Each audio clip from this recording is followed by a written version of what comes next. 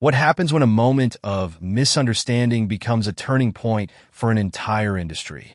Meet Jessica Carter, the driven CEO of Carter Air Services, and Ethan Walker, a security guard whose assumptions spark an incident that could have ended both their careers. But instead of letting the situation define them, Jessica and Ethan embark on a journey of growth, change, and leadership that transforms not only their lives, but the entire aviation industry. How did a single confrontation lead to the creation of a groundbreaking inclusivity program? And what challenges did they face as they worked to make lasting change? Watch this incredible story of resilience, redemption, and revolution unfold. Before we begin, tell us, do you think one moment can change everything? Drop your thoughts in the comments below. And if you love stories of transformation and leadership, hit that subscribe button and turn on notifications. Now let's dive in. Jessica Carter's hands rested lightly on the steering wheel of her dependable gray Toyota Camry as she navigated the familiar streets leading to the Dallas Executive Terminal. The late afternoon sunlight filtered through the windshield, painting streaks of orange and gold on her dashboard. Around her, the hum of rush-hour traffic filled the air, a sharp contrast to the quiet confidence she carried within herself. 40 years of life had given Jessica more lessons than most people accumulated in a lifetime. As the CEO of Carter Air Services, she had learned to navigate storms both in the skies and in life. But success hadn't come easily. Raised by a single mother in Grand Rapids, Michigan, Jessica's earliest memories involved watching her mother juggle multiple jobs just to keep the lights on. Jessica often spent long nights at the kitchen table, doing her homework under the soft glow of a flickering lamp, dreaming of a life beyond the limits of her neighborhood. Even as a child, she had been fascinated by flight. Planes roaring overhead as they descended toward the city's regional airport felt like a call to something greater. Her mother used to tease her, saying, "Jessica, you were born to reach for the sky." Those words became her mantra. She worked tirelessly through her teenage years, holding down part-time jobs to pay for flight lessons. By the time she was 22, she was a fully licensed pilot, though the road forward proved far more challenging than she'd anticipated. Corporate aviation wasn't known for its diversity, and Jessica often found herself as the only woman and the only person of color in rooms filled with seasoned professionals who underestimated her at every turn. Jessica pulled into the private terminal's parking lot, her Camry humming to a stop among a sea of luxury vehicles. Gleaming Mercedes-Benz sedans, roaring Ferraris, and understated yet unmistakably expensive Bentleys lined the lot, each vehicle a testament to the lifestyles of the terminal's clientele.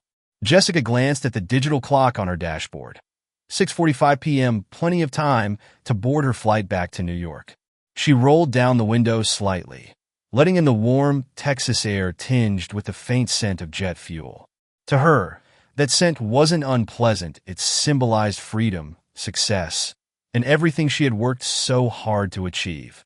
Stepping out of the car, Jessica smoothed the creases of her light gray slacks and adjusted her pale yellow blouse.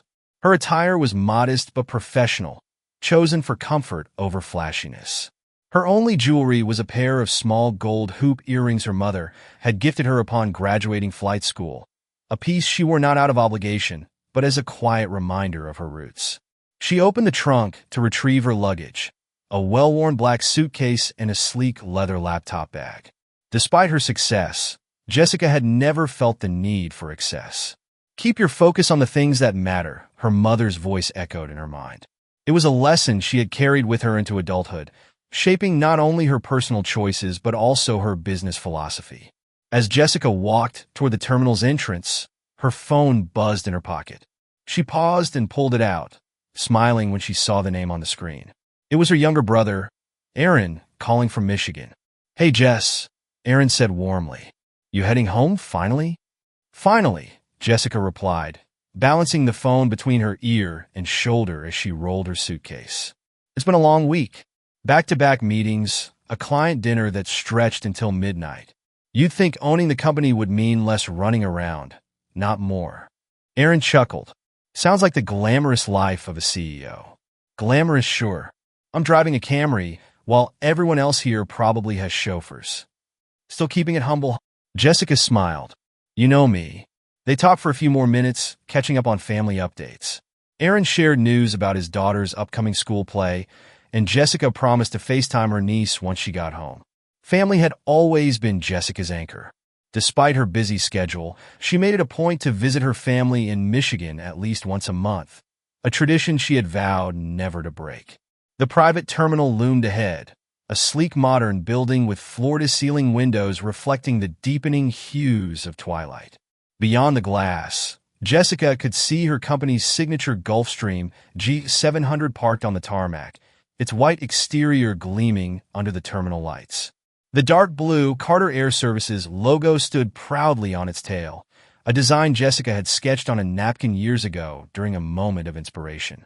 As she approached the entrance, Jessica felt a familiar sense of pride mixed with disbelief. Sometimes, it was hard to reconcile the young girl who had dreamed of flying with a woman. She had become the leader of a company that was redefining private aviation. Her phone buzzed again, this time with a message from her mother. Will you make it home in time for Sunday dinner? We're having pot roast. Love you. Jessica's heart swelled. No matter how high she climbed, Sunday dinners at her parents' modest home in Brooklyn were non-negotiable. It wasn't just about the food, it was about grounding herself, remembering her why. Inside the terminal, Jessica approached the security desk, where a young man in a crisp uniform stood with a clipboard. His name tag read Ethan Walker, and his expression was one of eager determination.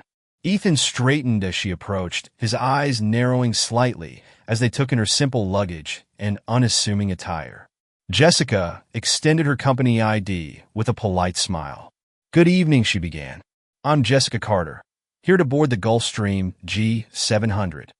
Ethan hesitated, his gaze flickering between her and the ID card.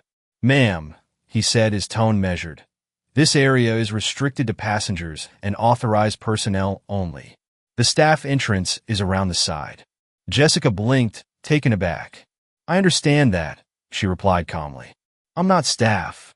I'm the CEO of Carter Air Services. This terminal and that Gulfstream is mine. Ethan's lips pressed into a thin line. Ma'am, I've been trained to spot unauthorized individuals, and you're clearly not a passenger. Jessica's patience began to fray. If you would just check my ID. Ethan cut her off, raising a hand. Look, I don't want to cause a scene, but if you don't leave, I'll have to call backup. A murmur rippled through the terminal as other passengers turned to watch. Jessica felt the weight of their stares, some amused, others indifferent. Her jaw tightened, but she kept her composure. Mr. Walker, she said, her voice steady, you're making a mistake. If you would just look at my... I know what I'm doing, Ethan snapped, his tone growing sharper. The sound of a door opening interrupted them. Gregory Parks, the terminal manager, appeared, his expression a mix of confusion and alarm. Miss Carter, he exclaimed, hurrying over. Is there a problem here? Jessica turned to him, her calm exterior masking the storm brewing inside. Your new hire doesn't seem to think I belong here. The next morning, Jessica sat at her kitchen counter in her Brooklyn apartment, her laptop open to a flurry of news articles and social media posts. The incident from the previous evening had gone viral. Clips from the terminal, recorded by bystanders, were now plastered across every platform, accompanied by hashtags like respect in aviation, Carter CEO, and bias exposed. Jessica scrolled through the comments under one of the videos, her coffee growing cold beside her. This is why we need systemic change. Assumptions like this happen all the time. Good for her for staying calm. I would have lost it. Imagine being denied entry to your own company's terminal. Disgraceful.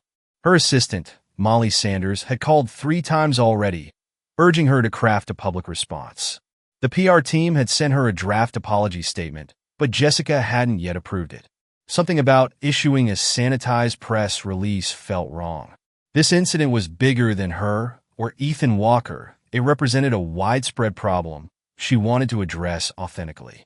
Her phone buzzed again. This time it was her mother. Jessica, her mother said, her tone soft but tinged with worry. I saw the video. Are you okay? I'm fine, Mom, Jessica replied, though her tone lacked conviction. You handled yourself with so much grace, her mother continued. But it's not just about you, baby.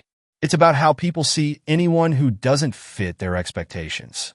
Jessica closed her laptop, her mother's words settling over her like a heavy blanket. I know, Mom, she said. I'm going to make sure something good comes out of this. Across the country, Ethan Walker sat in his small apartment, staring at his phone. Every notification felt like a punch to the gut. The video had reached over 1 million views, and his name was trending for all the wrong reasons. His sister, Samantha, had called earlier, her voice trembling with anger. What were you thinking? She demanded. You embarrassed yourself, Ethan. You embarrassed us. Do you have any idea how bad this looks? His mother's voice had been softer, but no less piercing. You were raised better than this, Ethan. I taught you to respect everyone, no matter what. Ethan hadn't slept. His mind replayed the scene at the terminal in excruciating detail. At the time, he thought he was doing his job, protecting the terminal and its clients. Now, he realized how his assumptions had blinded him. When the phone rang again, Ethan hesitated before answering. The caller ID read, Carter Air Services.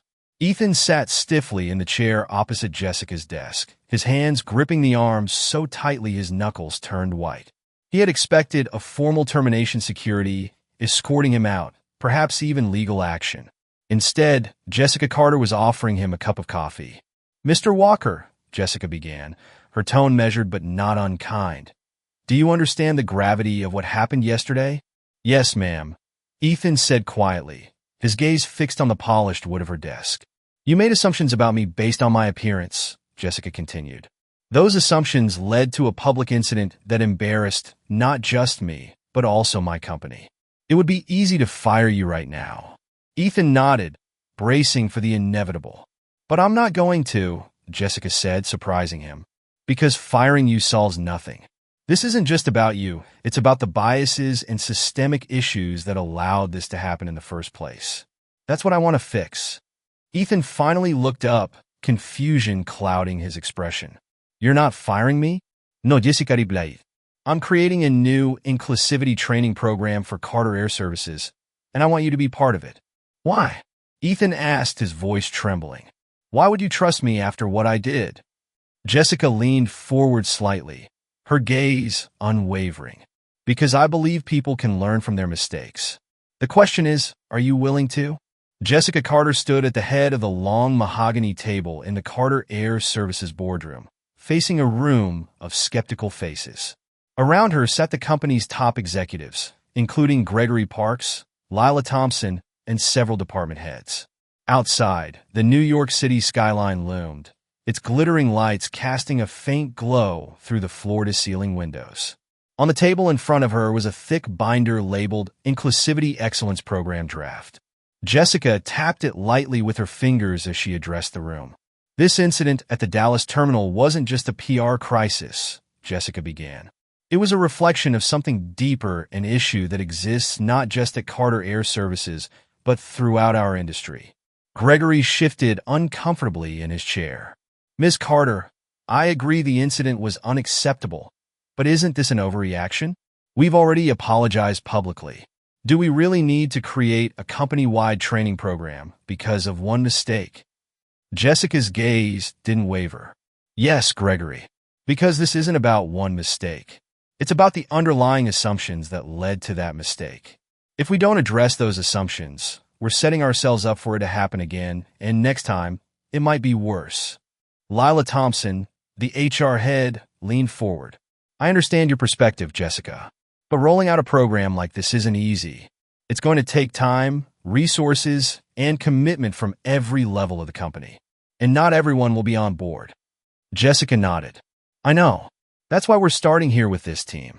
If we don't lead by example, we can't expect anyone else to follow. A murmur of agreement rippled through the room, though a few skeptical faces remained. Jessica opened the binder, flipping to a page titled Program Goals, and began outlining her vision. This program isn't about blame or punishment, Jessica explained. It's about education, empathy, and accountability. Here's what we're proposing. 1. Mandatory training for all staff. a series of workshops on unconscious bias, inclusivity, and respectful customer service. 2. Real-world scenarios. Practical exercises based on actual incidents, including the one at the Dallas terminal, to help employees recognize and challenge their biases.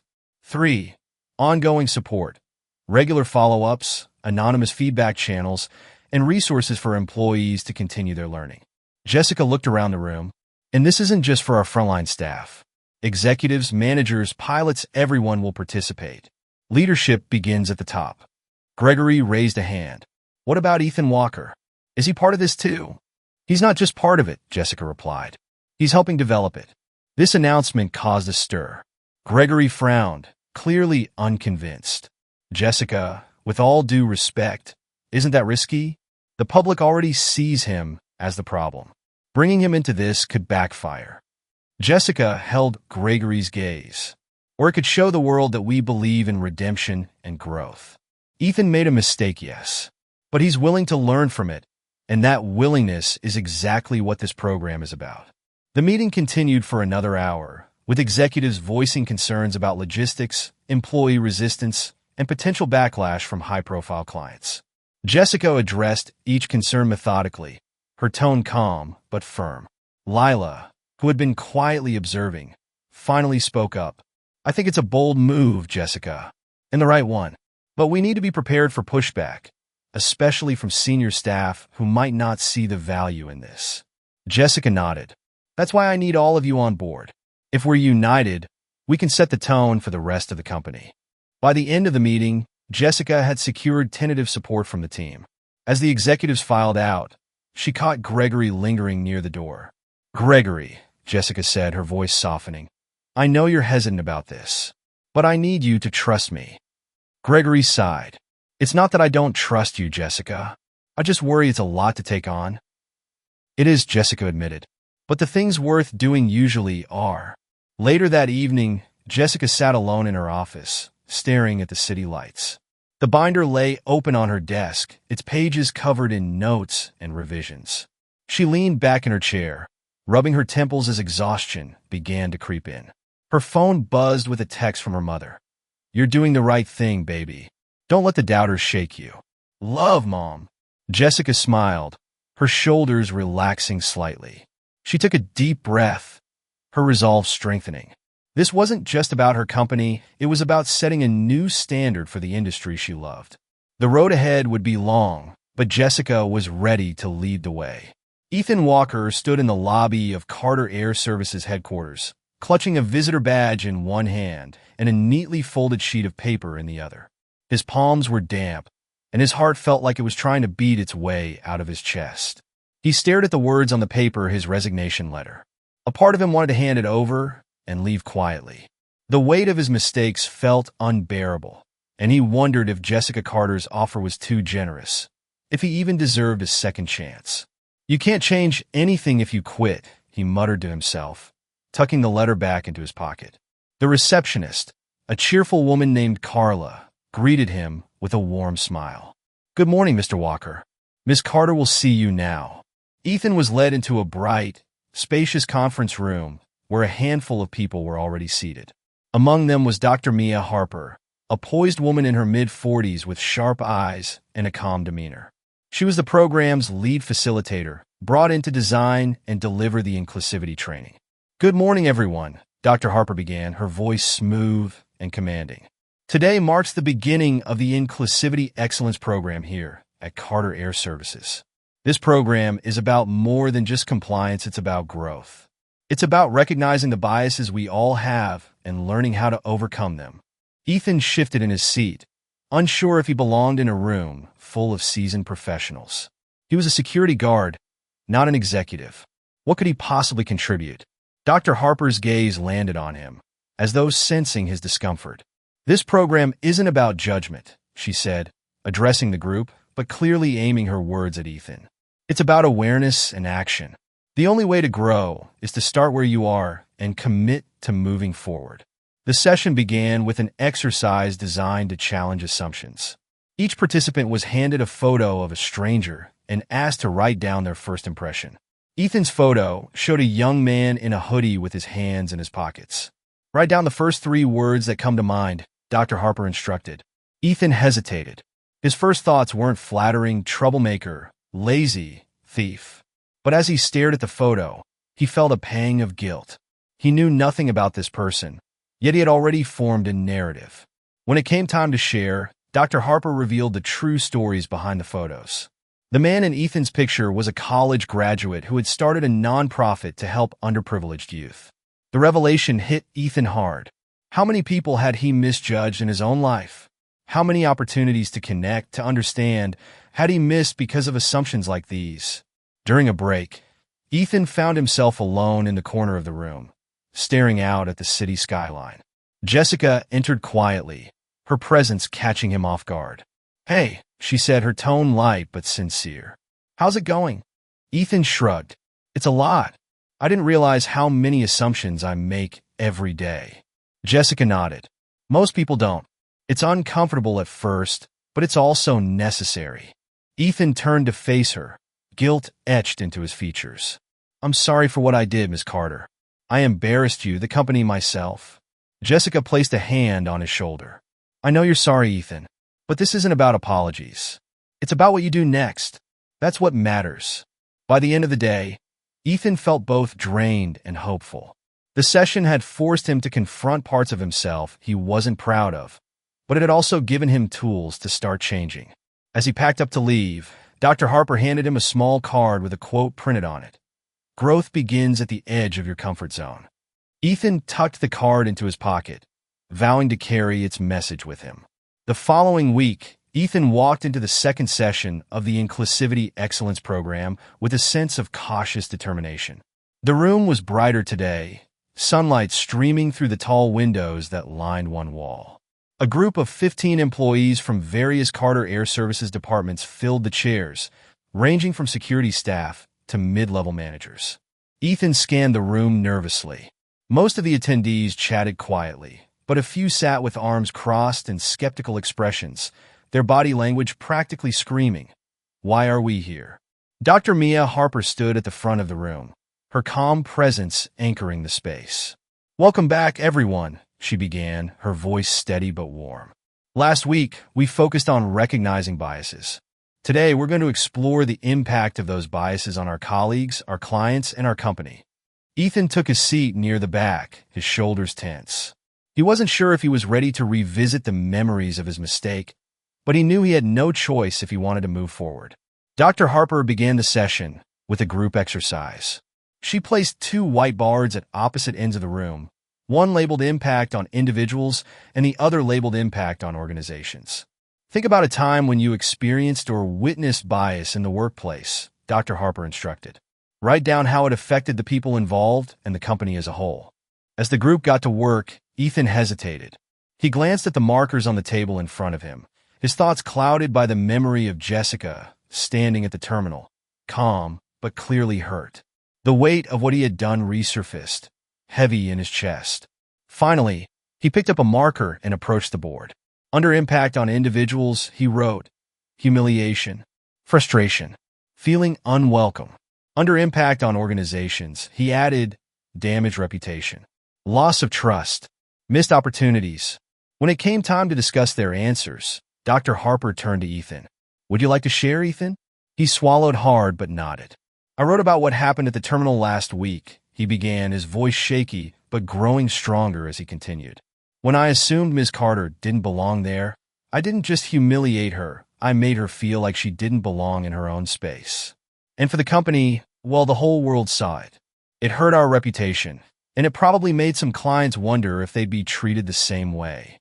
The room fell silent as the group absorbed his words. A few people nodded in agreement, while others avoided eye contact, clearly uncomfortable. Dr. Harper stepped forward. "Thank you for your honesty, Ethan. Recognizing the impact of our actions is the first step toward meaningful change." Not everyone in the room was as receptive.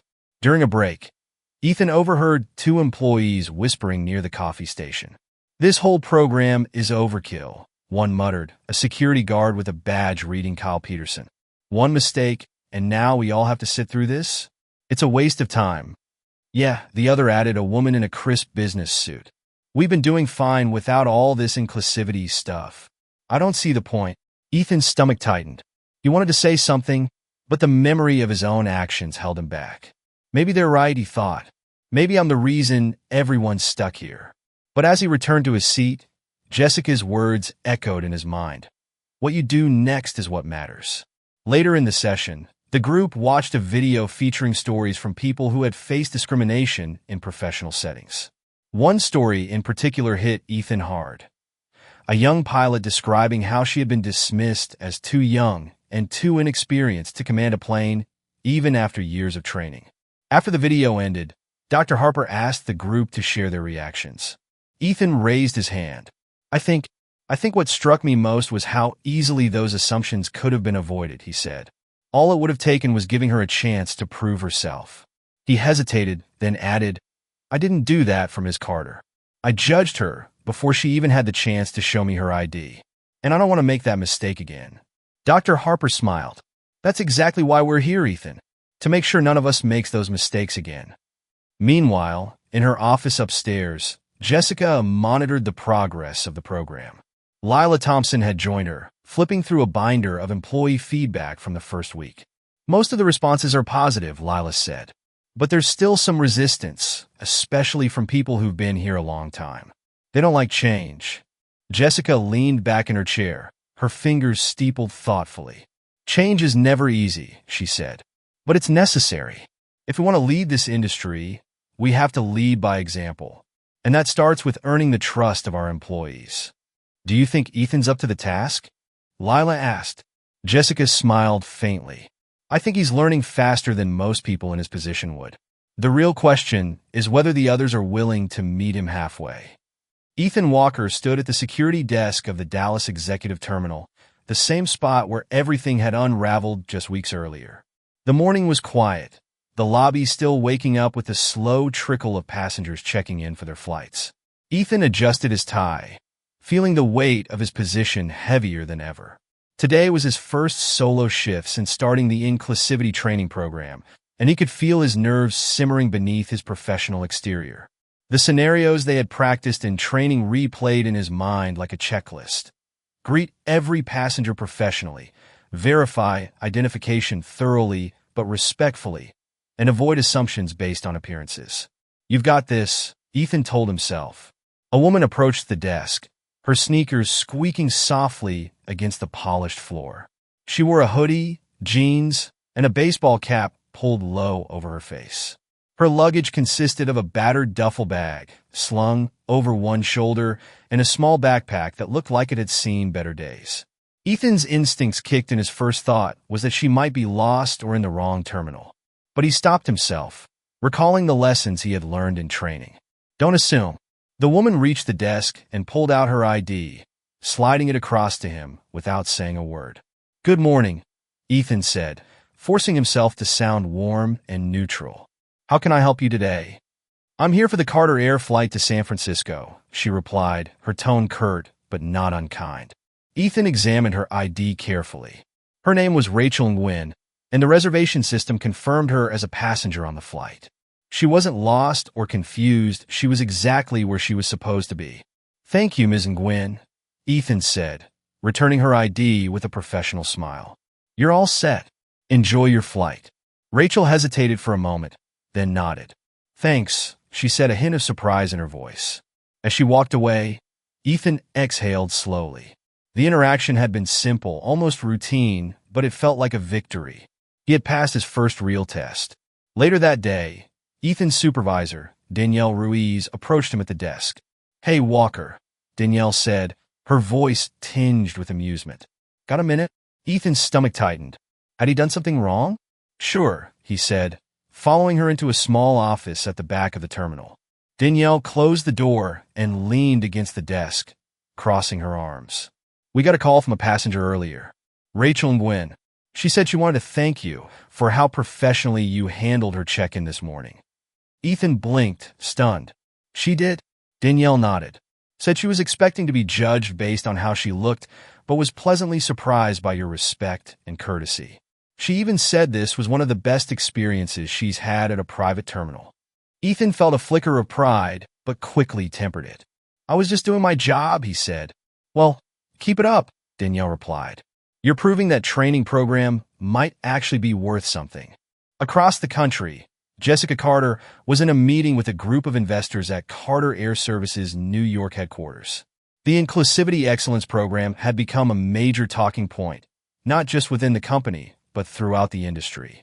Jessica, one of the investors, Henry Albright, said, leaning forward, I have to admit, I was skeptical about this whole inclusivity initiative. But the early results are promising. Passenger satisfaction scores are up, and the negative press from the terminal incident has mostly subsided. Jessica nodded, her expression calm but focused. This program isn't just about repairing our reputation, she said. It's about setting a standard for the industry. Aviation has a long way to go when it comes to equity and respect. If we can lead the way, it benefits everyone: passengers, employees, and stakeholders. Another investor, Lillian Chong, raised an eyebrow. What about the costs? Training programs like this don't come cheap. It's an investment, Jessica replied firmly. One that will pay off in loyalty and trust both from our clients and our employees. The room fell silent for a moment before Henry smiled. I think you're onto something, Jessica. Let's see where this takes us. That evening, Ethan sat at his small kitchen table, staring at the card Dr. Harper had given him during training. Growth begins at the edge of your comfort zone. He thought about Rachel Nguyen's comment and how close he had come to letting his old habits resurface. It was easy to fall back into assumptions, but today had shown him that breaking those patterns wasn't impossible. For the first time since the incident, Ethan felt a glimmer of hope, not just for his career, but for himself. The Inclusivity Excellence Program was well into its third week, and Jessica Carter sat at the head of the conference table in Carter Air Services' New York headquarters, facing an unexpected level of resistance. I've been with this company for over a decade, said Marcus Evans, the head of logistics, his tone clipped. And while I understand the intent behind this program, I think we're going too far. We're talking about overhauling protocols that have worked just fine for years. Jessica folded her hands in front of her, keeping her expression neutral. Marcus, those protocols may have worked for some, but not for everyone. The incident at the Dallas terminal made that clear. Marcus shrugged. That was an isolated case. Why disrupt the entire system for one mistake? Across the table, Lila Thompson, the head of HR, interjected. It wasn't just one mistake, Marcus. Jessica's right, this is about addressing a deeper issue. Bias exists whether we want to admit it or not, and ignoring it doesn't make it go away. Marcus leaned back in his chair, his jaw tight. All I'm saying is, we shouldn't let one incident define the way we run our business. Jessica met his gaze steadily. I'm not letting it define us, Marcus. I'm using it to refine us. This program isn't about pointing fingers, it's about making sure everyone who walks through our doors is treated with respect and dignity. If that's not worth disrupting the status quo for, I don't know what is. The room fell silent. Marcus didn't respond, but his body language remained tense. Jessica made a mental note to follow up with him individually. Change was never easy, especially for those who felt comfortable in the old ways. At the Dallas terminal, Ethan Walker was adjusting to his expanded responsibilities. While still a security officer, he had been asked to help facilitate smaller training sessions for new hires. It was a strange feeling standing in front of a group and sharing his story. The first time he had done it, his voice had wavered, and his palms had been slick with sweat. But each time he told the story, it became a little easier. Let me be clear, Ethan said during one session, addressing a group of 6 new employees. I didn't think I was being biased that day at the terminal. I thought I was doing my job. But the truth is, I made a judgment about someone based on how they looked, and that judgment was wrong. It wasn't just unfair, it was unprofessional. One of the trainees, a young man named Jordan, raised his hand. What made you realize you were wrong? Ethan hesitated, then said, seeing the consequences. Not just the fallout for me, but for Ms. Carter and the company. I had to face the fact that my actions didn't just hurt her, they hurt our reputation and the trust people have in us. Another trainee, Monica, leaned forward. How do you stop yourself from making those assumptions now? It's not easy, Ethan admitted, but I've learned to pause and check myself. I ask questions instead of jumping to conclusions. And I remind myself that my job is to serve and protect everyone equally, no matter what they look like or where they're from. Back in New York, Jessica was preparing for a meeting with James Harrington, the CEO of a major tech company and one of Carter Air Service's most influential clients. James had requested a face-to-face discussion about the new inclusivity program, and Jessica suspected he wasn't thrilled about it. James arrived precisely on time, his demeanor cool but polite as he shook Jessica's hand. "Jessica," he began as they sat down in her office, "I've always admired the way you run your company. That's why I've been a loyal client for years. But I have to admit, I'm concerned about this new program." Jessica raised an eyebrow. "Concerned how?" James leaned back in his chair. "Your focus on inclusivity is admirable, but I'm worried it's going to slow down operations. Private aviation is about efficiency and discretion. If your staff is too focused on training to do their jobs, it could impact the client experience." Jessica took a deep breath, choosing her words carefully. "James, I understand your concerns, but this program isn't about slowing anything down, it's about raising our standards. It's about ensuring that every client, including you, receives the highest level of professionalism and respect." James frowned slightly. "I just hope it doesn't become a distraction." "It won't," Jessica said firmly. "In fact, I think you'll find the opposite to be true. A better trained, more empathetic staff will only enhance the client experience. Give it some time, and I believe you'll see the benefits firsthand." James nodded reluctantly. "I hope you're right." That evening, Jessica received an email from Ethan. The subject line read, "Update on the training program." Jessica opened it, reading through Ethan's detailed account of the progress he'd seen at the Dallas terminal. He described how new hires were embracing the training and how a recent client had complimented the staff on their professionalism. At the end of the email, Ethan had written, "I know I still have a lot to learn, but I'm committed to making this work. Thank you for giving me the chance to be part of the solution." Jessica smiled, her resolve strengthened. She had taken a risk by keeping Ethan on board, but it was starting to pay off. The road ahead would still be challenging, but moments like this reminded her why the journey was worth it. The Dallas Executive Terminal was unusually busy for a Wednesday morning. A string of back-to-back flights meant a steady flow of high-profile clients arriving with their entourages, each expecting seamless service. Ethan Walker stood at the security desk, scanning the lobby for anything out of the ordinary.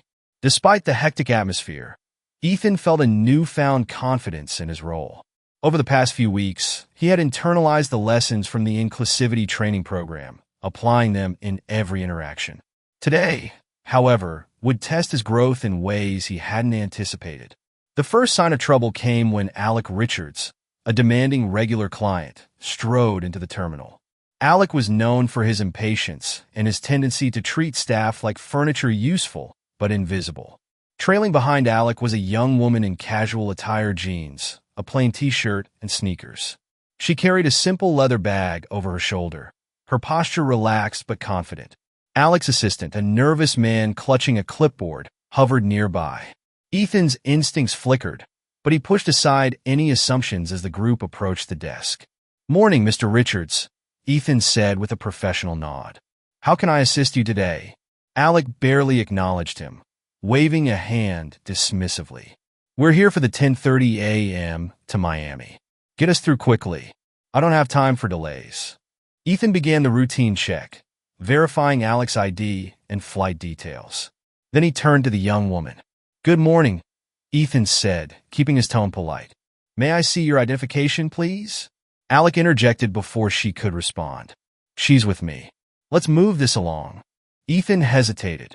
Protocol required that every passenger provide identification, even if they were part of a group. "I understand, sir, but I'll still need to see her ID." The young woman smiled faintly and reached in her bag, producing a passport. "It's fine, Alec. He's just doing his job." Ethan examined the passport carefully. Her name was Sophia Bennett, and her details matched a reservation in the system. He returned the document with a smile. "Thank you, Ms. Bennett. You're all set." Alec huffed, clearly annoyed. "This is ridiculous. Do you know who I am?" Ethan met Alex Gay steadily. "Yes, sir, I do. And I also know that part of my job is ensuring the security and privacy of all our clients. I appreciate your cooperation." Alec glared at him, but said nothing, stalking toward the lounge with his entourage in tow. As the morning progressed, Ethan couldn't shake the feeling that something about Alec's group seemed off. Sophia Bennett didn't match the typical profile of Alec's guests. She seemed confident but slightly wary, keeping her distance from Alec whenever possible. Ethan's training had taught him to trust his instincts without making snap judgments. Deciding to err on the side of caution, he discreetly informed his supervisor, Danielle Ruiz, about his concerns. Danielle listened carefully, her expression thoughtful. "It's probably nothing," she said, "but you did the right thing by flagging it. Let's keep an eye on them." The situation came to a head as Alec and Sophia prepared to board their flight. Alec was speaking loudly into his phone near the gate, while Sophia stood off to the side, her arms crossed. Ethan noticed her glance toward the exit, as if considering leaving. As the boarding process began, Sophia hesitated, her hand lingering on the strap of her bag. Finally, she walked over to Ethan at the security desk. "Excuse me," she said softly, her voice barely above a whisper. I don't think I should get on that plane." Ethan's pulse quickened. "Are you in danger, ma'am?" he asked, his voice calm but firm. Sophia hesitated, glancing over her shoulder. Alec hadn't noticed her speaking to Ethan yet. "I'm not sure," she said. "I don't feel safe, but I don't want to make a scene." Ethan nodded, his training kicking in. "Stay here," he said. "I'll handle it." Ethan signaled for Danielle, who arrived within seconds. After a brief explanation, they discreetly escorted Sophia to a private area, away from Alec's line of sight. Sophia seemed relieved, but still nervous. "I didn't mean to cause trouble," she said. I don't trust him. He's been controlling and dismissive all morning." Danielle nodded. "You're not causing trouble, Ms. Bennett. Your safety is our priority." Meanwhile, Alec approached the security desk, his expression thunderous. "Where's Sophia?" he demanded. Ethan stepped forward, keeping his tone measured. "She's in a secure area, Mr. Richards. We're addressing her concerns." Alec's face reddened. "Concerns? What concerns?" "She's my guest. You have no right." Ethan cut him off, his voice steady. "Our responsibility is to ensure the safety and comfort of every passenger. If Ms. Bennett has raised an issue, it's our duty to address it." Word of the incident reached Jessica within hours. By the time she arrived at the terminal, the situation had been resolved. Sophia had opted not to board the flight, and Alec had left in a fury, vowing to file a complaint. Jessica met with Ethan and Danielle in the terminal office. "Walk me through what happened," she said, her tone calm but firm. Ethan recounted the events in detail, emphasizing his decision to prioritize Sophia's safety over avoiding conflict with Alec. Jessica listened carefully, her expression unreadable. When he finished, she nodded. "You made the right call, Ethan. It's not always easy to balance protocol with intuition, but in this case, you did both." Danielle added, "Sophia left a message for us before she left. She thanked Ethan for listening to her and said she felt safe because of his professionalism." Ethan felt a wave of relief. For the first time, he truly believed he was capable of the growth Jessica had seen in him. The day after the incident at the Dallas terminal, Jessica Carter sat in her office, staring at the email on her screen. The subject line read, "Formal complaint, Alec Richards." The email was exactly what Jessica had expected, a scathing account of Alec's experience, accusing Ethan of overstepping his authority and embarrassing a longtime client. Alec had even hinted at taking his business elsewhere if the situation wasn't addressed. Jessica leaned back in her chair, exhaling slowly. Carter Air Services had prided itself on maintaining strong client relationships, and Alec's account threatened to disrupt that balance. But her instincts told her Ethan had handled the situation correctly. She needed to tread carefully, balancing the client's demands with her company's commitment to fairness and professionalism. She picked up her phone and dialed Danielle Ruiz. "Danielle, I need every detail from yesterday's incident," Jessica said once Danielle answered. "Anything that might not have made it into Ethan's report." "I've already compiled everything," Danielle replied, including a note from Sophia Bennett. She explicitly thanked Ethan for ensuring her safety. "I'll send it over." "Good," Jessica said. "I'm meeting with Alec later this week. If he wants to push this, we'll be ready." After ending the call, Jessica reviewed the report again, paying close attention to Sophia's account. Her gratitude toward Ethan was clear, but there was another layer of quiet vulnerability that hinted at something deeper. Jessica made a mental note to follow up with Sophia directly, both for her safety and as a way to further strengthen the company's case. 2 days later, Alec Richards walked into Jessica's New York office. He was dressed impeccably as always, but his expression was tight, his lips pressed into a thin line. "Jessica," he said curtly, taking a seat across from her. "Alec," Jessica replied, her tone neutral but firm. "Thank you for coming in." "I shouldn't have to," Alec began, his voice rising slightly. "Your security staff embarrassed me in front of my guest. Do you know how that reflects on me as a client?" Jessica folded her hands on the desk. "I've reviewed the incident thoroughly, Alec. From what I understand, Ms. Bennett raised concerns about her safety. Ethan followed protocol to ensure those concerns were addressed." "Concerns about her safety?" Alec scoffed. "That's ridiculous. She was with me. There was no threat."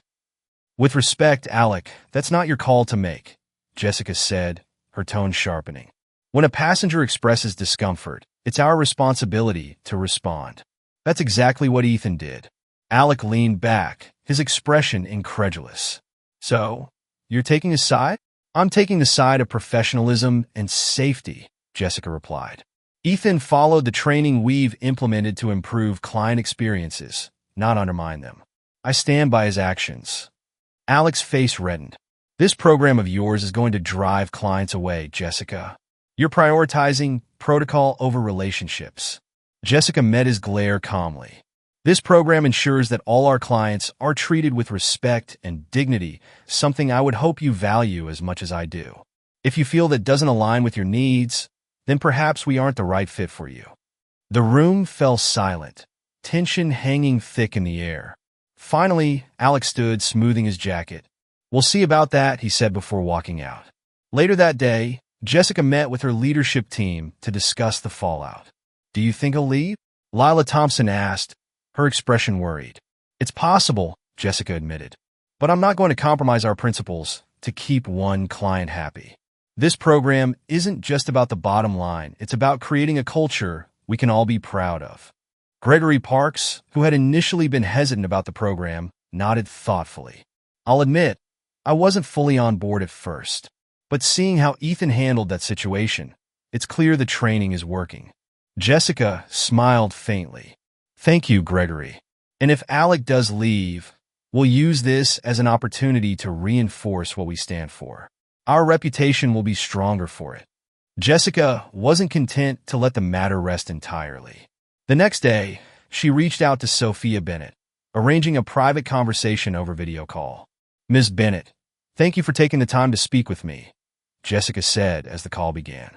"Of course," Sophia replied, her voice softer than Jessica had expected. "I wanted to check in with you personally," Jessica continued. "Your safety and comfort is our top priorities. If there's anything more we can do, please let me know." Sophia hesitated before speaking. "To be honest, Ms. Carter, I wasn't sure what to expect when I walked into that terminal. But Ethan was kind. He didn't make me feel judged or dismissed, and that meant a lot." Jessica nodded. "I'm glad to hear that. Your feedback has been invaluable, not just for Ethan, but for the entire company." Sophia smiled faintly. "Thank you. And for what it's worth, I think you're doing the right thing with this program. It's a step in the right direction." That evening, Ethan received an unexpected call from Jessica. "Ethan, I wanted to personally thank you for how you handled the incident with Ms. Bennett," Jessica said. "It wasn't an easy situation, but you proved exactly why this program matters." "Thank you, Ms. Carter," Ethan replied, his voice filled with both gratitude and humility. "I still feel like I have a lot to learn, but it means a lot to hear that. You're making progress, Ethan. And that's what matters," Jessica said. As the call ended, Ethan couldn't help but feel a sense of pride. For the first time, he saw himself not as a liability, but as a valuable part of the company's mission. Jessica Carter sat at the head of a packed conference room at Carter Air Services headquarters. Around her were representatives from other private aviation companies, some curious, others skeptical, but all drawn by the growing buzz surrounding the Inclusivity Excellence program. Jessica had spent weeks preparing for this meeting. Word of her initiative had spread far beyond Carter Air Services, with several companies reaching out to learn more. Today was an opportunity to solidify the program's impact and perhaps even spark a broader industry shift. "Thank you all for coming," Jessica began, her tone confident yet approachable. "What we're doing at Carter Air Services is about more than training, it's about setting a standard. Our goal is to ensure that every passenger and employee, regardless of their background, feels respected and valued." She clicked to the first slide in her presentation, showing data from the program's initial rollout. Client satisfaction scores, up 35% in key terminals. Complaint reduction, a 50% drop in service-related issues. Employee feedback, 82% of participants reported increased confidence in handling diverse client interactions. "These numbers speak for themselves," Jessica said, "and they show that inclusivity isn't just the right thing to do, it's good for business." The room filled with murmurs as attendees flipped through the detailed handouts Jessica had prepared. One attendee, Michael Harrington, CEO of Horizon Aviation, leaned forward. "Jessica, those numbers are impressive, but let's be honest, this isn't an easy sell for most of us. Clients expect quick, flawless service. They don't want delays caused by staff second-guessing themselves." Jessica met his gaze steadily. "Michael, our clients expect excellence. Inclusivity enhances that excellence by ensuring every interaction is professional and respectful. And in my experience, clients value trust and reliability above all else." A woman at the far end of the table, Elena Ramirez from SkyPoint Charters, raised her hand. "I agree with Jessica," she said. "We've had incidents at our terminals that could have been avoided with better training. I'm interested in piloting a version of this program at SkyPoint." The discussion continued, with some executives expressing enthusiasm while others voiced concerns about implementation costs and client reactions. Jessica listened carefully, addressing each question with patience and clarity. After the meeting, Jessica lingered in the room, answering individual questions. As the attendees filed out, Michael Harrington approached her, his expression unreadable. "I have to admit," he said, "I came here expecting to poke holes in your program. But you've given me a lot to think about." Jessica smiled. "I'm glad to hear that. If you have any questions or want to see more of our results, my team is happy to share." Michael nodded. "You'd be in touch. And for what it's worth, I admire what you're trying to do. The industry needs more leaders like you." Back in Dallas, Ethan Walker had become something of a quiet leader among the security team. His transformation hadn't gone unnoticed, and his story had become a cornerstone of the Inclusivity Excellence program. During a recent training session, Ethan was asked to share his experience with a group of senior staff members who had initially resisted the program. "I used to think being good at my job meant being firm and sticking to the rules," Ethan said, addressing the room. "But what I've learned is that being good at my job means seeing the whole person in front of me, not just the rules or my assumptions." One of the senior staffs, Karen Phillips, crossed her arms. "That's all well and good, but what about situations where there isn't time to second-guess yourself?" Ethan nodded thoughtfully. "It's not about second-guessing, it's about preparing. The training we've done has taught me how to respond without letting my biases control me. It's not perfect, but it's better than jumping to conclusions that hurt people." Karen didn't reply immediately, but later, she approached Ethan privately. "You've come a long way," she admitted. "Maybe there's something to this after all." As news of the program's success spread, Jessica began receiving requests for interviews from major media outlets. One morning, she found herself sitting across from Grace Whitman, a respected journalist from a national news network. "Jessica," Grace began, "your program has sparked a lot of conversations in the aviation industry. Some have praised it as a necessary step forward, while others see it as a risky experiment. What do you say to the critics?" Jessica smiled, her confidence unwavering.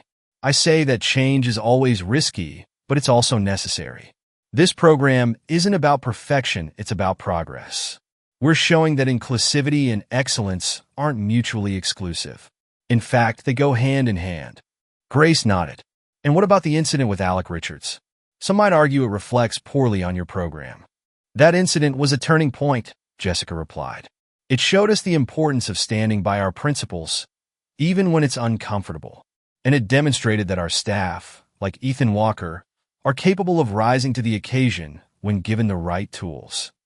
The interview aired later that week, drawing widespread attention and sparking a wave of support for Jessica's vision.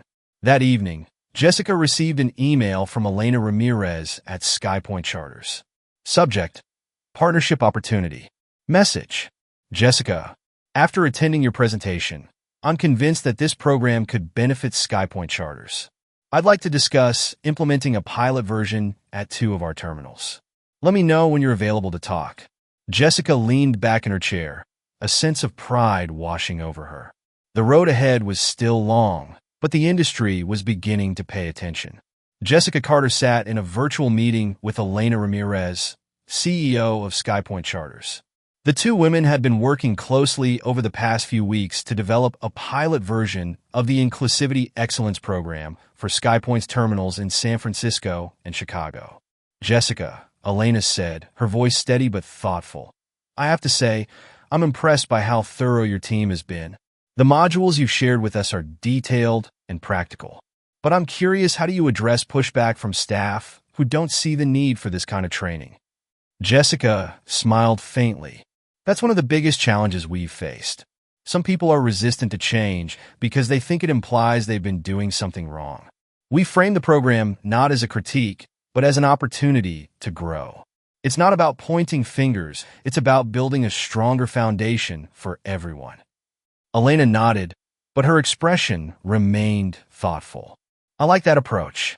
Still, I know some of my staff won't buy in immediately. Do you think Ethan Walker would be willing to speak to them? His story could be a powerful way to break through that resistance. Jessica hesitated for a moment. I think he'd be open to it. Let me discuss it with him, and I'll get back to you. When Jessica called Ethan later that day, he was on his lunch break at the Dallas terminal.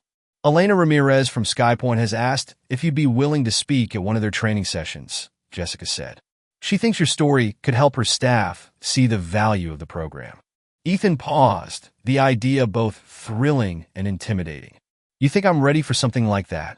I do, Jessica replied firmly.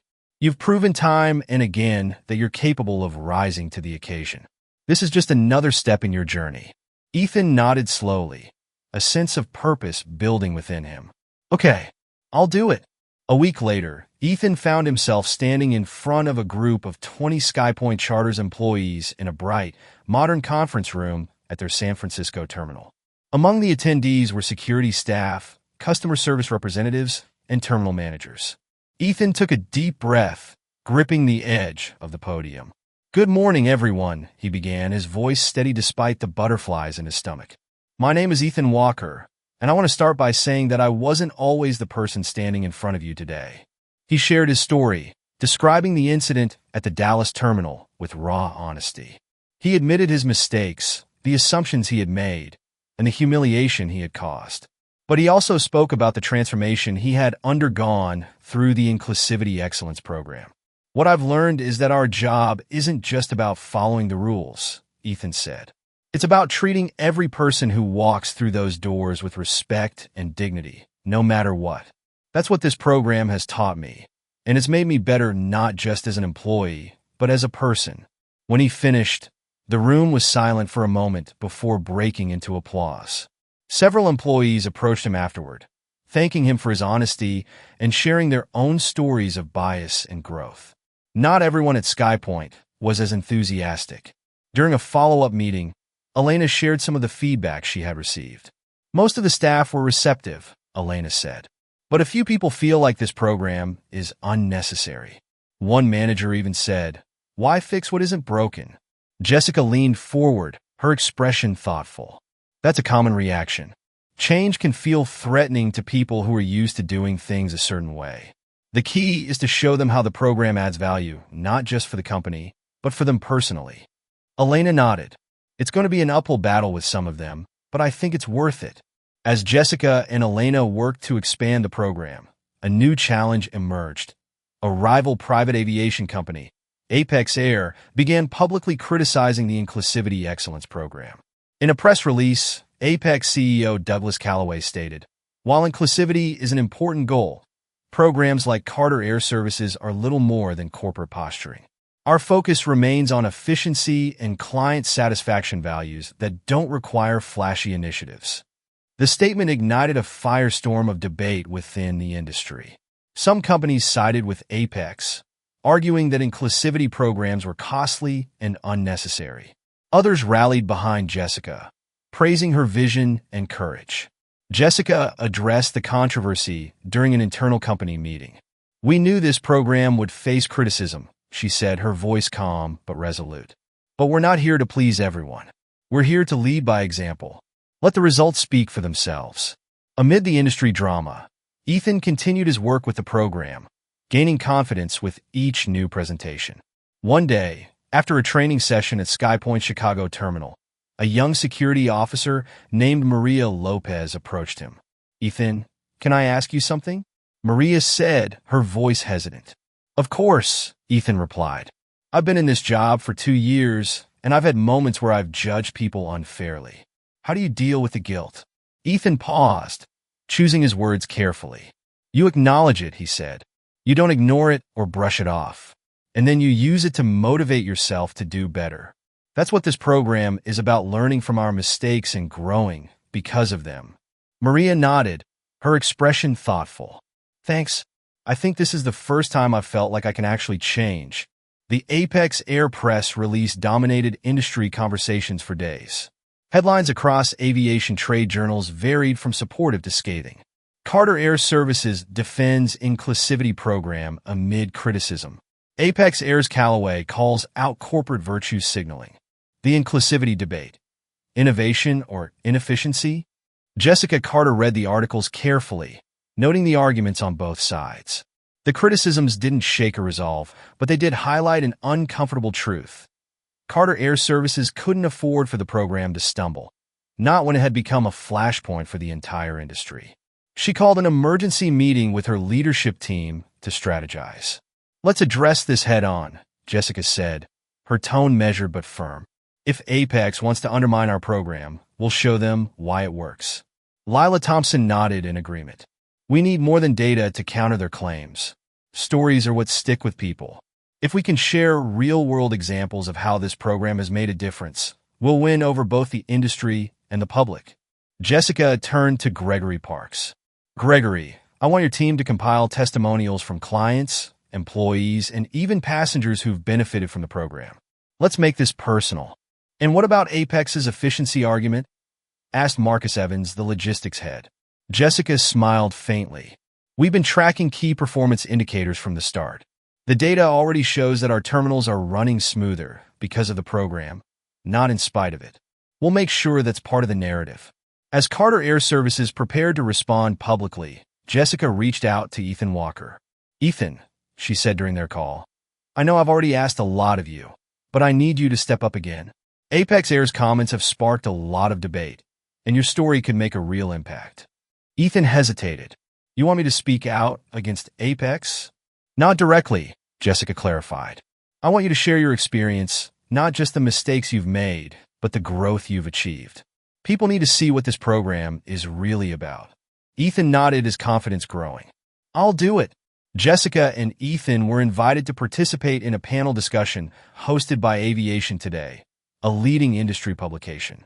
The forum, titled Inclusivity in Aviation: The Path Forward, featured prominent figures from private aviation, including Apex Air CEO Douglas Callaway. The room was packed with industry professionals, journalists, and stakeholders.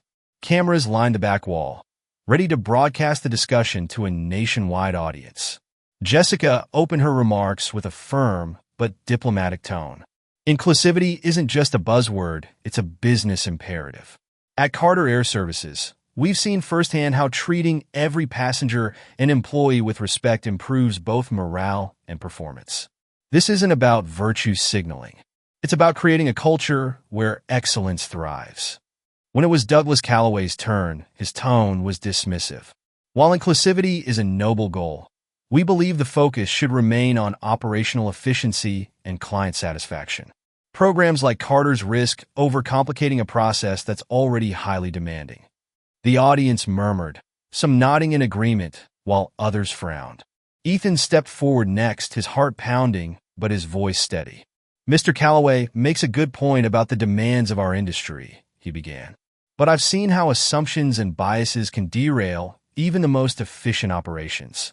I know because I made those mistakes myself." He shared his story again, speaking directly to the room. "The Inclusivity Excellence Program didn't just teach me to be a better employee, it taught me to be a better person. And that's what makes operations run smoother. People who understand and respect each other." His words hung in the air, and the crowd erupted in applause. Even some of Apex Air's supporters seemed moved. As the panel concluded, Jessica delivered a powerful closing statement. "Change is never easy, and it's rarely comfortable," she said. "But if we want to move this industry forward, we need to embrace innovation, not just in technology, but in the way we treat people." Carter Air Services is committed to leading that change, and I invite anyone who shares that vision to join us. In the days following the panel, the narrative around the Inclusivity Excellence Program began to shift. Articles highlighted Ethan's story, praising his courage and Jessica's leadership. Carter Air Services sets a new standard in aviation. Inclusivity program gains ground after public forum. Even more surprising, Douglas Calloway reached out privately to Jessica. "I still have my reservations," he admitted over the phone. "But I can't ignore the impact your program is having. I'd like to learn more about it." Jessica smiled, her resolve as strong as ever. "I'd be happy to share, Douglas. Change takes time, but it's worth it." Jessica Carter stood by the large windows of Carter Air Services headquarters, watching the activity on the tarmac below. Planes taxied to their gates, a seamless choreography that mirrored the company's operational precision. Yet behind the scenes, things were anything but calm. The public forum had ignited industry-wide interest in the Inclusivity Excellence Program. Several companies had reached out, eager to implement their own versions. Requests for guidance flooded Jessica's inbox, and even competitors like Apex Air were quietly inquiring about collaboration opportunities. The program was no longer just an internal initiative, it was becoming a movement. And with that momentum came new challenges. Jessica called a meeting with her leadership team to discuss the next steps. "We've received formal requests from 5 companies to adopt the program," Jessica announced. "SkyPoint's pilot was a success, and they want to expand to all their terminals. This is an incredible opportunity, but it's also a logistical challenge." Lila Thompson nodded. "The training materials are solid, but scaling requires more facilitators, more resources, and a standardized process that still feels personal. We can't risk the program becoming diluted." Gregory Parks added, "There's also the question of control. If we're rolling this out to other companies, how do we ensure they stay true to the core values? One bad implementation could damage the reputation we've built." Jessica listened carefully. She knew they were right. Success required more than enthusiasm. It needed careful planning and execution. Meanwhile, Ethan Walker was experiencing his own version of scaling challenges. After his powerful appearance at the public forum, Jessica had invited him to help train new facilitators for the program. "Me? Train others?" Ethan had asked when Jessica approached him. "Yes," Jessica said with a smile. "You've proven that you understand this program, not just in theory, but in practice. People respond to you because your story is real. That makes you the perfect person to help others step into this role." Ethan had agreed, though the responsibility felt enormous. During his first session with prospective facilitators, he noticed some of the same skepticism he had faced during his own training. One participant, Jeffrey Carter, no relation to Jessica, raised a hand during the Q&A. "Look, I get the importance of this program," Jeffrey said. "But what if someone just doesn't want to change? How do you get through to them?" Ethan paused, thinking carefully before answering. "Not everyone will change right away," he admitted. "But it's not about forcing people, it's about planting the seed. Sometimes all it takes is one story, one moment, to make someone think differently. That's what happened to me." As the team worked to scale the program, an unexpected challenge emerged. One of the new companies, Monarch Aviation, began using the program as a marketing tool, promoting their adoption of it as a way to attract high-profile clients. Jessica was furious when she saw their promotional materials. The messaging felt shallow, focusing more on optics than substance. This isn't what we agreed to, Jessica said during a call with Monarch CEO, Harold Benton. The program is about creating real change, not just good PR. Harold sounded unfazed. Jessica, we're implementing the program exactly as you outlined. But there's no harm in highlighting it to our clients, is there? There is if it undermines the integrity of the program, Jessica replied firmly. This isn't just a box to check, it's a commitment to doing better. If your team doesn't take it seriously, you're missing the point. The conversation ended on a tense note, and Jessica knew she would have to monitor Monarch closely. Amid the challenges, Jessica received an email that lifted her spirits. It was from Sophia Bennett. The passenger Ethan had helped during the Alec Richards incident. Subject: Thank you. Message: Dear Ms. Carter, I wanted to reach out and thank you again for the changes you're making through the Inclusivity Excellence Program. The experience I had at your terminal was a turning point for me. I've recently started working on a project to support women in aviation, and I'd love the chance to collaborate with you in some way. Best regards, Sophia Bennett. Jessica immediately replied, arranging a meeting to discuss Sophia's project. She saw the potential for their collaboration to further amplify the program's impact. During a team meeting the following week, Jessica outlined a bold proposal. I think it's time to establish an independent certification for inclusivity in aviation, she said. Companies that meet our standards can earn the certification, giving them credibility while ensuring the program's values are upheld. The room buzzed with reactions. It's ambitious, Lila said, but it could be a game changer. We need a governing board to oversee it, though. It can't just be us. Agreed, Jessica said. I want this to be bigger than Carter Air Services. We'll invite leaders from across the industry, including some of the companies we've already worked with, to help shape the certification process. The team left the meeting energized, ready to turn Jessica's vision into reality. Ethan's confidence grew with each training session, but his biggest breakthrough came during a feedback meeting with his facilitators. One trainee, Tanya Mitchell, approached him afterward. Ethan, I just wanted to say thank you, Tanya said. Hearing your story made me realize how much more I could be doing in my role. You've shown me that growth isn't just possible, it's necessary. Ethan smiled, his chest swelling with pride. Thank you, Tanya. That means a lot. For the first time, Ethan felt like he wasn't just part of the program, he was shaping it. Jessica Carter stood at the podium in the Grand Conference Hall of the National Aviation Industry Association. Behind her, a sleek banner displayed the logo of the newly announced Aviation Inclusivity Certification Initiative, AICI. The room was filled with industry leaders, stakeholders, and journalists, all eager to learn more about Jessica's vision for setting a new standard in aviation. This certification isn't just about meeting expectations, it's about exceeding them, Jessica said, her voice clear and steady. The Aviation Inclusivity Certification Initiative is designed to ensure that every company in this industry has the tools, training, and accountability needed to foster respect, equity, and professionalism. She paused, scanning the room. By achieving certification, companies will signal to their clients and employees that they are committed to more than profits. They are committed to progress. The audience erupted in applause. But Jessica knew the real work was only beginning. Back at Carter Air Services headquarters, Jessica and her team began assembling the governing board for AICI. We need a diverse group of voices, Jessica said during a planning meeting. Not just executives, but also frontline employees, pilots, and even passengers. If we want this certification to have credibility, it has to reflect the perspectives of everyone in the industry. The team drafted invitations to leaders from various companies, including some who had been critical of Jessica's program. You're inviting Douglas Calloway? Lila Thompson asked, raising an eyebrow. Jessica nodded. If we only include people who already agree with us, the certification won't hold up under scrutiny. Douglas has been skeptical, but he's also shown a willingness to engage.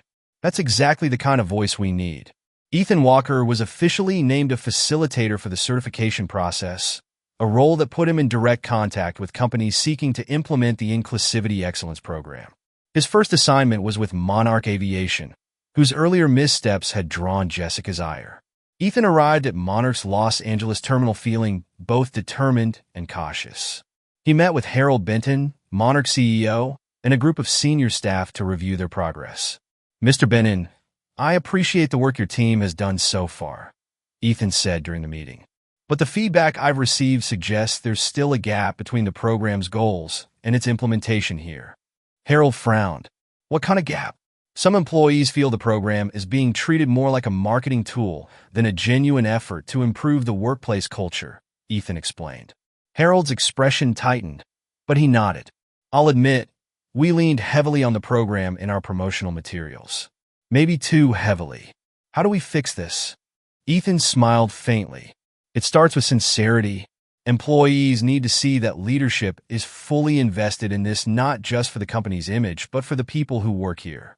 As ASCI took shape, Jessica deepened her collaboration with Sophia Bennett, whose project supporting women in aviation was gaining traction. Together, they developed a mentorship program to pair aspiring female pilots and engineers with industry veterans. During one brainstorming session, Sophia shared a story that resonated deeply with Jessica. When I was younger, I used to watch planes take off and wonder if there would ever be a place for someone like me in that world, Sophia said. Programs like this can show young girls that they don't just belong, they can lead. Jessica smiled, inspired by Sophia's passion. Let's make sure they know that loud and clear.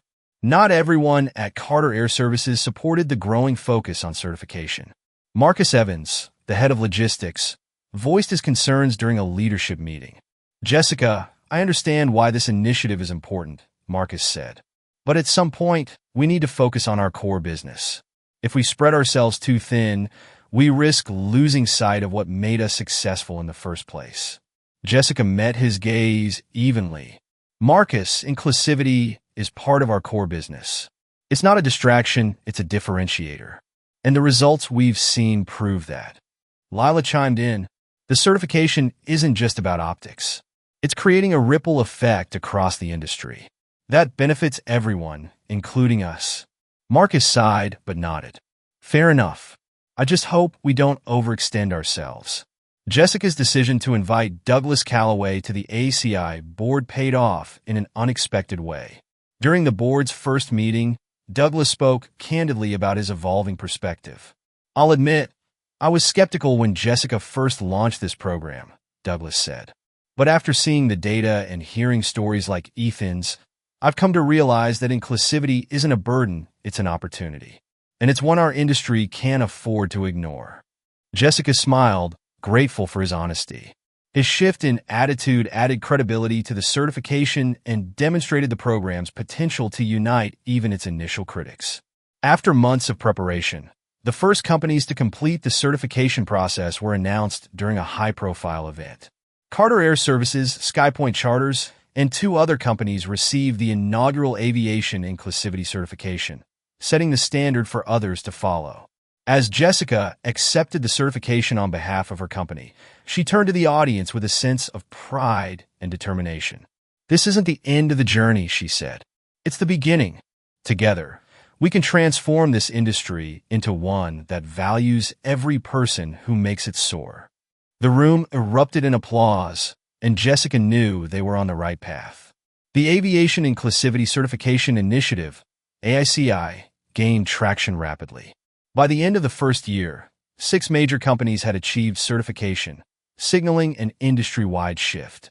Media coverage of the program highlighted its success, while testimonials from employees and clients reinforced its importance. Jessica Carter and Ethan Walker became sought-after speakers at conferences, sharing their experiences and lessons. During a keynote address at the Global Aviation Summit, Jessica emphasized collaboration. We're proving that inclusivity isn't a side project, it's the future of aviation, she declared to a standing ovation. Ethan, meanwhile, shared his journey from skepticism to leadership, inspiring other frontline workers to embrace the program. Despite its external success, the initiative faced internal challenges. Some employees, like Marcus Evans, struggled with the program's growing demands. We're losing focus, Marcus argued in a tense meeting. We need to balance innovation with efficiency.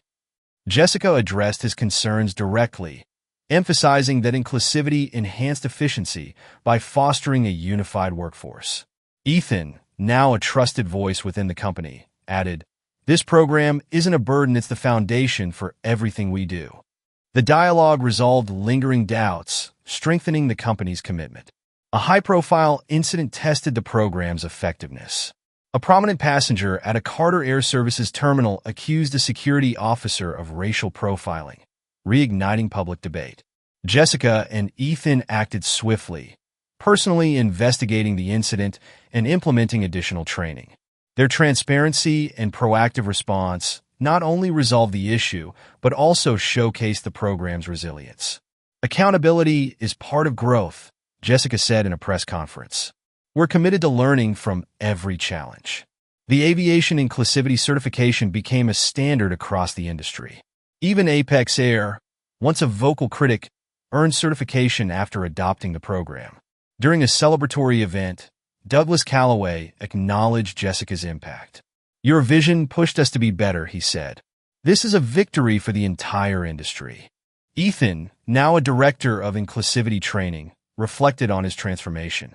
This journey showed me that anyone can grow if they're willing to try, he said, addressing a room of new facilitators. Jessica stood at the window of her office, watching planes take off. The journey from a terminal confrontation to an industry-wide movement had been grueling but worthwhile. Sophia Bennett's mentorship program was thriving, and Jessica's collaboration with her ensured continued support for women in aviation. Ethan's role as a leader within the initiative had inspired countless others to embrace change. As Jessica prepared for her next meeting, she smiled, knowing this was only the beginning. We've shown what's possible, she thought. Now, it's time to reach even higher. Years later, Carter Air Services and the ACI were credited with transforming aviation culture. Jessica's leadership became a case study in business schools, while Ethan's story was celebrated as an example of personal growth driving systemic change. Jessica reflected on the journey during her retirement speech. True leadership isn't about avoiding mistakes, it's about learning from them and helping others do the same, she said.